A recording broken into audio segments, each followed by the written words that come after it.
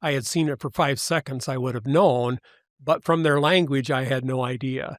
So we're going to have a little fun with this.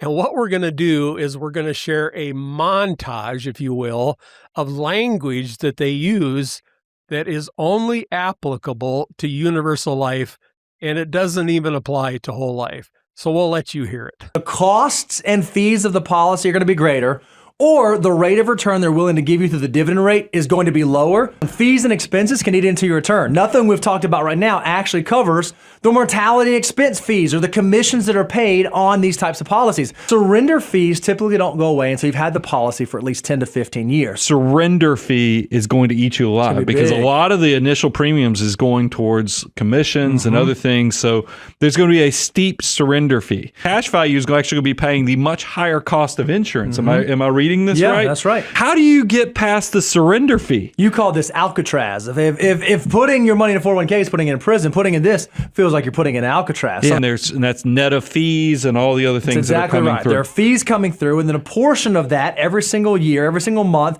is paying for the insurance. So fees and commissions can be very high. The reason I think this is important is obviously if someone has a platform to communicate their message, they have an opportunity in front of them. I think this is a caution for us. If you're going to get into a topic, you better know your material.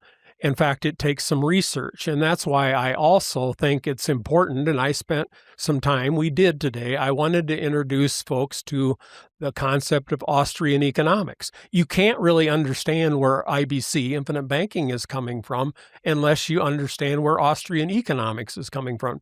Brian and Bo had every opportunity to dig into this, even about learning the differences between whole life and universal life, but it appears they didn't invest the time and energy to do that. Yeah, there's a common theme when people really go down the rabbit hole when it comes to insurance. And I'm not talking people selling, like people that want insurance in their life. A lot of times it is a lot of philosophical aspects meeting math that create that conviction, which is very interesting. Let's go to point number 4. At least with the investing, buy term, invest the difference, you at least now get to have the assets and then use the assets, and then your heirs get the assets later. Yep. You don't have to die to get the higher number. Yep. All right. You heard it said that basically if we take an investment approach, at least what you're going to have is the assets. We assume from the language that that also means those assets are going to produce the retirement income, and at least you'll have the assets to pass on to the next generation. Now, if you want to assure that all of those things are going to take place with an investment portfolio, I can assure you it is going to come at a high cost in terms of what income it will produce for you in retirement. And we're going to break that down, and we're going to back it by research. So using that research, we're going to show you how you can produce a much higher amount of income in retirement and leave a larger legacy in some circumstances by combining investments with other insurance-based products. And I'm going to tell you this, and this is your tantalizer, it can mean 50% more income if in retirement if you're incorporating insurance tools. That's worth spending some time learning about. Yeah, that video in itself is going to get a lot of people interested. But what we did was you looked at investment only, and you looked at the day before retirement, the day after retirement, and the day after death. So these are like the 3 aspects. And so obviously the investment only side usually was always ahead the day before retirement, meaning from a net worth standpoint, the person that had investments versus the person that had investments and insurance, if you just looked at the day and all you cared about was that net worth number, they're ahead. But then you looked at what income that you could provide in making sure that you're not running out of money. So we're creating almost like the same type of risk when it comes to running out of money.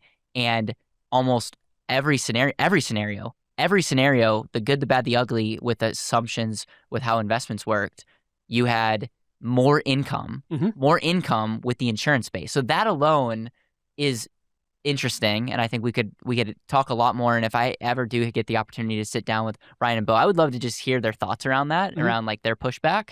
But then when it comes to legacy, there were there were times where the investment only created a greater legacy, and there are more times with the insurance created a greater legacy as well. And so if all you cared about was polling someone, everyone would choose the more money before. So that everyone would choose before retirement, they would choose this if on a street, like 10 out of 10 people. If you just showed them the income, I think 10 out of 10 people would choose probably the insurance and investments. And then if you showed them the legacy, majority of people would choose the insurance. And so it's interesting because net worth, other than making you feel good by looking at the number, what does actually matter? It should be what can help me create more income. And so that is a big part. We broke it down, but that's a part that gets overlooked by so many people, and they're comparing it to an investment. They're not necessarily comparing it to an overall efficiency when it comes to how money works. So I'm going to use this one phrase. He who ends up with the biggest pot of money at the end of the rainbow, meaning the day before retirement, wins the game. And I'm going to say it could be further from the truth. Right. Okay, let's go to point number 5. All right. Again, I think it would be most appropriate in this case, let's let Brian and Bo make their comments and then we'll respond. If you look at how much insurance coverage costs, and this is for a female in excellent health for a $500,000 policy. If you were going to go buy term insurance, it would cost her $188 at the age of 30. That same level of coverage for a 30-year-old would cost $4,000 a year. So $4,000 versus $188. Fast forward to a 50-year-old female in excellent health.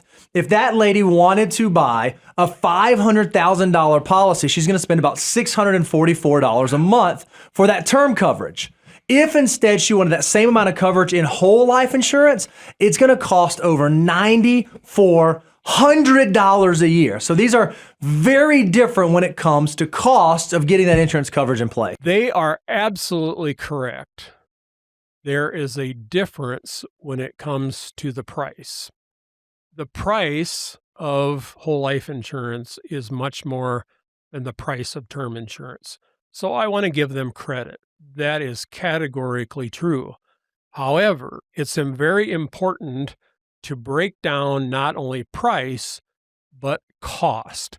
And we will test cost over different project timeframes, which you've alluded to. Is it at retirement? Is it when death occurs? But the reality is when we consider lost opportunity costs, which is an entirely different subject, the reality is they do exist. We can come to that agreement, right? Yes. Just like gravity exists, but you can't see it, lost opportunity costs also exist.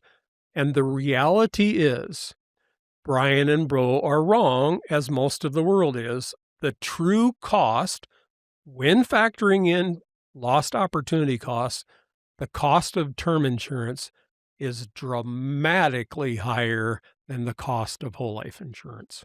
And in my way of summarizing that is, if you don't die during the time period, which statistically says you won't, and I hope for your sake you don't, then every dollar that you paid into premiums don't benefit you at all. At all. Now, to be fair, they create a benefit of peace of mind while you're alive, Sure. but from a financial standpoint, it's money that's gone, and it's not just the money that you spent, but it's the money of what it could have earned. And I don't know if this is going to be one of your points, but it's interesting to me that they use the examples they use is super preferred female. Yeah. Okay, which we showed that is like only 4% of the population would check that box, and so even the numbers they're using for their example is like pretty crazily skewed because their whole life example, they're not necessarily giving the top 4% whole life example in their example. Like, you know what I'm saying? So they're like cherry picking a term cost